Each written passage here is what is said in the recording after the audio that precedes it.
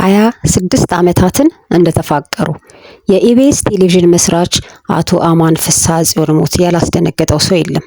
ከስራ ባልደረቦቹ ጀምሮ እስከ ትልልቅ ባለስልጣናት ጠቅላይ ሚኒስትር አብይን ጨምሮ ስለ አቶ አማን ፍጹም ደግነት፣ ሀገር ወዳድነት፣ ቅንነትና ርቆ አሳቢነት መስክረዋል። በጎ ያደረገላቸው ሰዎች ቸርነቱን በእንባ ታጅበው ገልጸዋል። ሰው በዚህ ልክ በህዝብም በመንግስትም ሲመሰከርለት እንደማየት የሚያኮራ ነገር የለም።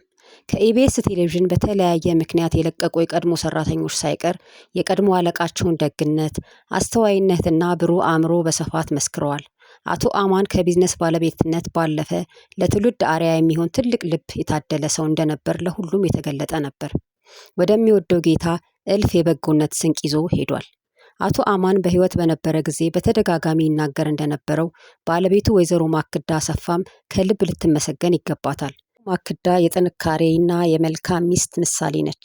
አቶ አማንና ወይዘሮ ማክዳ የ26 ዓመታት የትዳር አጋሮች፣ የሶስት ልጆች ወላጆችና የስራ ባልደረባ ከመሆን ባለፈ ለሚመለከታቸው ሁሉ የሚያስቀኑ የልብ ጓደኞች ጭምርም እንደነበሩ ሁሉም ይመሰክራል።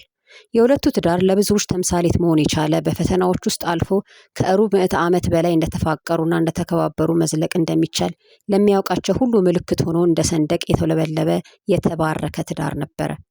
ወይዘሮ ማክዳ ላለፉት ዓመታት አቶ አማን ለሕክምና በሄደባቸው ሀገራት ሁሉ ከጎኑ ሳትለይ እየተንከባከበችና እያስታመመች፣ ጎን ለጎን ደግሞ የመሰረቷቸውን ድርጅቶች በአግባቡ እያስተዳደረችና የልጆቹንና የቤተሰባዊ ኃላፊነቷን በአግባቡ እየተወጣች አቶ አማን ወደ ፈጣሪው እስከሚሰበሰብባት ቀን ድረስ በፍቅርና በጽናት የባለቤቷን ልብ በማሳረፍ የቻለች ድንቅ አጋሩም ሆና ዘልቃለች።